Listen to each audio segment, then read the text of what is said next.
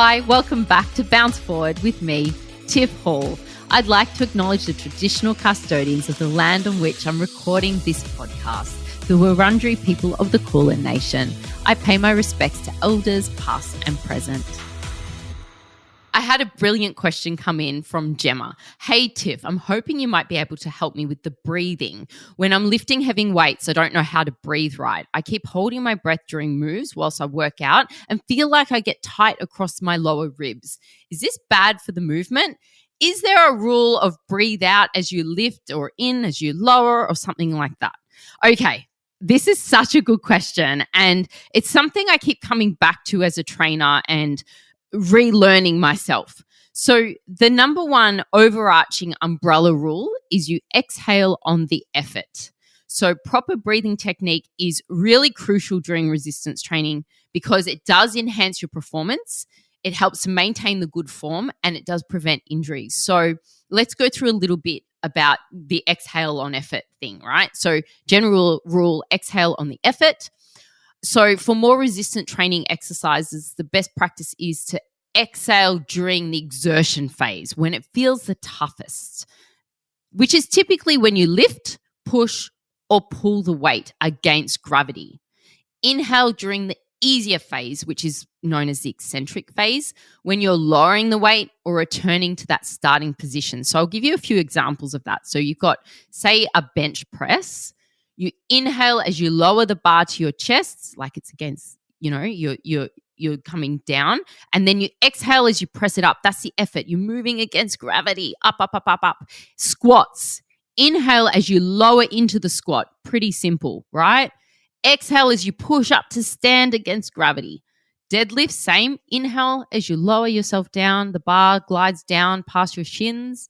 Then you exhale as you lift the bar off the ground. It's really important to think about your diaphragm in this context. So diaphragmatic breathing, practice breathing deeply into your belly, not just your chest. So the type of breathing that engages the diaphragm and provides better oxygen exchange and stability to your core. It helps in maintaining that intra-abdominal pressure that supports your spine during heavy lifts. So you really want to breathe down and deep and expand that diaphragm, not up high on your chest where your boobs move, okay? Now, really want to avoid holding your breath. While some advanced lifters use some maneuvers in holding their breath in the exertion phase to maintain that intra-abdominal pressure and stabilize their core in heavy lifts, it can increase blood pressure and it should be used very cautiously and only by really advanced lifters. So beginners should focus on continuous breathing. There's no reason to hold your breath. Advanced lifters you'll see doing this, but they're advanced and they know what they're doing. I don't do that. I'm not an advanced lifter. There's just no reason for it. You also want to avoid excessive tension in your body. Remain relaxed. Try not to tighten up or shrug your shoulders as you breathe. Keep your neck and shoulders relaxed and focus on just moving the air in and out smoothly. And it does take practice. Practice makes perfect in all things. And you really want to consistently apply the correct breathing techniques and make it a habit and match your breathing to the movement. So coordinate your breathing with the movements to maximize that stability and that power. So synchronization helps in like really finding that coordination of the breath where you're inhaling, exhaling, and moving with it. It's not easy. And I don't want you to get caught up in overthinking the breathing and getting paralysis by analysis where you just can't do the movement because the breath is stuffing you up. It should be effortless and just always think exhale on the exertion, but implementing a bit of breathing around your heavier lifts, exhaling on the exertion phase, will really enhance your strength performance and reduce the risk of injury. So you really do want to avoid those injuries, and using your breath is the greatest tool. And it's also a fantastic training tool for things like when you're in Pilates and you're really working the core. Exhaling on the effort is really important because, again, it's providing a stronger contraction to the abs. You're going to get a stronger core workout. So in Pilates, for example, and in yoga, the breath is very important. It's a great way to learn the breathing techniques, but we're talking resistance training here. So exhale on the effort, that's the rule, and don't overthink it. That's the 2 tips I have for you. If you're struggling with your breathing and you don't know where to start and it seems to always stuff you up and you're just wanting to get into some resistance training, but you want to make sure you're doing it right, then I would suggest taking some Pilates classes, fantastic Pilates classes online. TXO, my app, has some fantastic Pilates classes where Steph, our Pilates trainer, will teach you the correct breath and when to breathe within the movements. And it will become second nature. After a couple of workouts, you're like, oh, I've totally got this. And then you can progress to doing some of your weight training. But Pilates is a fantastic foundation for learning breath, learning that mind to muscle connection. Which muscles am I working? Isolating, being able to talk to your body in a sense and really get those fantastic results from the basics, which is breath and connection. Julia came to me, Tiff, I was wondering, what do you do with all your old runners? You said in an earlier ep you get new runners around every 6 months. Do you donate them or hand them down? I've heard that some places turn them into floors or send them to third world countries. I've taken mine to Rebel Recycle Footwear previously. Yes, this is such a great question. And I do run out my runners quite quickly and do need to replace them. And I'm very particular about my feet. I always want my feet to be looked after because I can't stand having sore feet.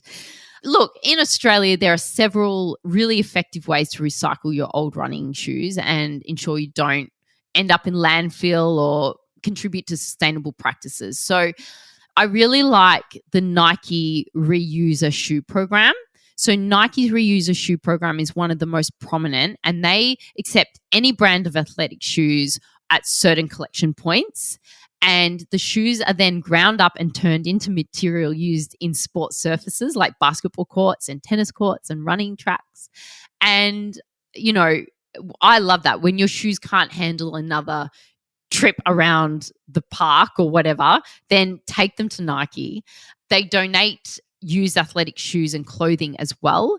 So they have an initiative called Move to Zero, which is a journey towards zero carbon and zero waste. So you can drop off your used athletic gear as well at a participating Nike retail store, and they will sort it, determine what can be recycled, what can be cleaned, what can be donated. And I just think that's amazing. And most stores accept any brand of athletic sneakers. So they don't have to be Nike, just nothing with cleats or spikes. So that's the only thing. So that's one way of doing it. Then there's also, I really like Save Our Souls initiative. So my gym mats at home are made from recycled shoes, which I think is so cool. Every year, 100 million pairs of shoes end up in landfill. That's just such a big number. And this initiative by some sports stores, like you might know the Athlete's Foot in Australia, for example, allows you to drop off your old athletic shoes in store, and these shoes are then recycled into a range of products. So gym mats and flooring, kickboards, for example. So that's a really good way to just drop them off at the Athlete's Foot, I think. I usually save up like 3 pairs or whatever and take them down. Then you've got local recycling programs. You can check with your local council, and they have specific recycling footwear programs. So that's a really good way to know what locally you can do. There are also charity organizations. I usually wreck my shoes, and I don't really want to donate them because they are so banged up. I would feel bad about someone wearing them. But if your shoes aren't that banged up, organizations like the Salvation Army, Vinnie's, local homeless shelters, they will want worn shoes to help those in need. And there's also a lot of upcycling projects. So if you're into DIY projects, you can upcycle your old running shoes into something new. such as planters, pet toys, art projects. These are fun ways to give your shoes a new life. So you can really have a Google on some upcycling projects. And then there are specialized sort of recycling services. Companies like TerraCycle offer recycling programs for difficult to recycle materials, including shoes. Sometimes it comes with a fee, but it ensures that your shoes are recycled properly. So that's really good to know that they're going to be recycled properly. The Australian fitness industry, like many sectors worldwide, is increasingly trying to be more eco-friendly and reduce their environmental footprint, which is really good. So some of the ways the fitness industry is starting to do that are really like eco-friendly equipment. So you've got your recycled materials. Like I mentioned, you can have your everything from yoga mats made from natural recycled rubber to weights made from recycled steel and energy efficient machines. Some cardio machines like treadmills and stationary bikes are designed to use minimal electricity and even generate power whilst in use, which is super cool. We're seeing some sustainable facilities pop up like green buildings. New gym facilities are often built into green building standards, which include improved energy efficiencies, water-saving fixtures, better indoor environmental quality. Solar power. Many gyms are installing solar power panels now to reduce reliance on non-renewable energy sources. And LED lighting, which is really great for lower energy bills, and lots of waste reduction initiatives. So we've got recycling programs where gyms are really looking at how they handle waste products such as paper, plastic, and metal, and lots of digital apps, moving to digital platforms. So class booking, memberships management, your training guides, it's all reducing paper use, which is great. So, we're trying, and there's a lot of community and advocacy. So fitness industry really does cultivate community, and there are a lot of communities, and they're offering workshops, seminars, sustainability within their fitness context, and that's really great. There's lots of sponsorship, local environmental groups and events getting involved. It's definitely improving. There's probably a long way to go, but such a great question and definitely something to think about. And I hate that I run out my shoes so quickly, but I like to think that I am giving back by remolding my shoes into my gym mats or yoga mats, which is just so great. And there's always something you can do to recycle and to save the planet.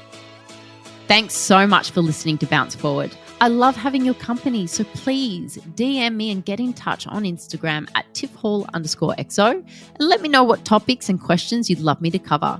Don't forget to rate and review me on your podcast app. Speak soon. Happy days.